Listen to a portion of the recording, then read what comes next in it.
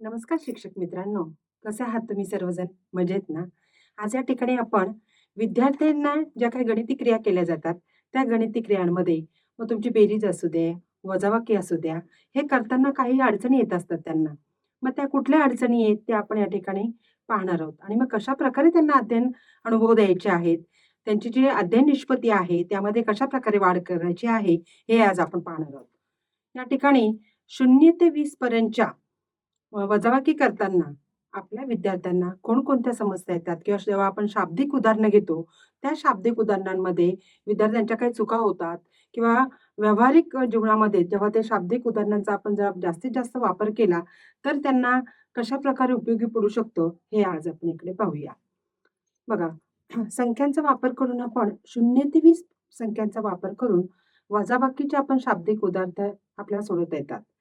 ही अध्ययन निष्पत्ती विद्यार्थ्यांना गाठता यावी म्हणून शिक्षकांनी कोणकोणत्या कृती घ्याव्यात, कोणकोणत्या अध्यापन पद्धतींचा वापर करावा, तसेच विविध तंत्र, शैक्षणिक साहित्याचा वापर कसा करावा, याबाबत आपण या ठिकाणी सविस्तर चर्चा करणार आहोत. यानंतर वजाबाकीची जी काही शाब्दिक उदाहरणे येणारी आहेत किंवा शब्द जसे की उणे, कमी करणे, खाल्ले, सडले, काढून टाकले, नासले इत्यादी शब्दांचा वापर आपण शाब्दिक उदाहरणांमध्ये करू शकतो. आपल्या वर्गात 20 मुले होती. आपल्या वर्गामध्ये 20 मुले होती आणि त्यापैकी 5 मुले आली नाहीत. तर वर्गात किती मुले शिल्लक राहिली? अशा वरील उदाहरणांप्रमाणे आपण शाब्दिक मांडणी विद्यार्थ्यांना कशी करावी, याबाबत आपण शिक्षक म्हणून आपण विद्यार्थ्यांना मार्गदर्शन करू शकतो किंवा त्यांना सांगू शकतो. आता यानंतर मी दुसरं उदाहरण तुमच्यापुढे मांडते, की आपल्या वर्गातला एक सोहम नावाचा मुलगा आहे आणि त्याच्याकडे 10 बिस्किटे होती.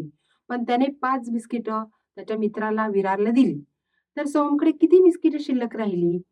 अशा प्रकारच्या आपण शाब्दिक उदाहरणे घेऊन विद्यार्थ्यांमध्ये जी का अध्ययन क्षमता म्हणजे 0 ते 20 पर्यंतच्या या संख्याचा वापर करून त्यांना वजाबाकी आपल्याला शिकवायची आहे आणि ही वजाबाकी आपण या उदाहरणांच्याद्वारे शिकवू शकतो. आता पुढचं जे आहे, तर आपण काय करू शकतो? कृती आधारित अध्यापन. आता माझ्या हातामध्ये ही मण्यांची माळ आहे. दिसते सर्वांना? ओके. मग ते मण्यांच्या माळामध्ये काय करायचं आपण? तर सुरुवातीला विद्यार्थ्यांकडून मणी मोजून घ्यायचे. मोजल्यानंतर 2 गट करायचे किंवा 2 विद्यार्थ्यांना बोलवायचे आणि मग बोलवल्यानंतर काय करायचं? त्यांना सांगायचं, "बाबा हे किती मणी आहेत?" मग विद्यार्थी मोजतील. 1, 2, 3, 4, 5, 6, 7, 8, 9, 10. 10 मणी आहेत. याच्यातले 5 मणी मी एका गटाला दिले. तर मग किती मणी राहिले माळेमध्ये? मग ते सांगतील, की बाबा याच्यामध्ये 10 होते, 5 एकाला दिले, तर 5 राहिले. तर अशा प्रकारे विविध वस्तूंचा आपण वापर करून आपली जी संकल्पना आहे वजाबाकीची 0 ते 20 पर्यंतच्या अंकाची वजाबाकी विद्यार्थ्यांना येणे, ही संकल्पना आपण त्यांना व्यवस्थितपणे समजावून सांगू शकतो.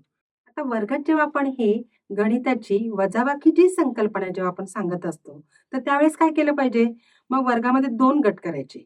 एका गटाला नाव द्यायचं गुलाब गट, दुसऱ्या गटाला नाव द्यायचं मोगरा गट आणि या दोन्ही गटांमध्ये मग काय करायचं? एका गटाकडे आपण समजा एका गटाला मी मोगरा गटाला म्हणा किंवा गुलाब गटाला. समजा मी मोगरा गटाला घेतला, तर मोगरा गटाला माझ्याकडे 10 चॉकलेट होते. त्यापैकी मी त्यांना 8 चॉकलेट दिले. मग आता गुलाब गटाकडे एकूण किती चॉकलेट शिल्लक राहिले? तर असे गटामध्ये सुद्धा आपण विगतवारी करून ही जी संकल्पना आहे, ती विद्यार्थ्यांमध्ये दूर करू शकतो. अशा प्रकारे विविध उदाहरणांच्या साहाय्याने आपण विद्यार्थ्यांमध्ये शाब्दिक उदाहरणे, वजाबाकी संदर्भात प्रत्यक्ष वस्तू हाताळून विविध शैक्षणिक साहित्यांचा वापर करून आपण शाब्दिक वजाबाकीच्या उदाहरणांचा अधिकाधिक सराव करून आणि मुलांकडून जर एखाद्या चुका झाल्या तर त्यांना समजावून सांगाव्यात.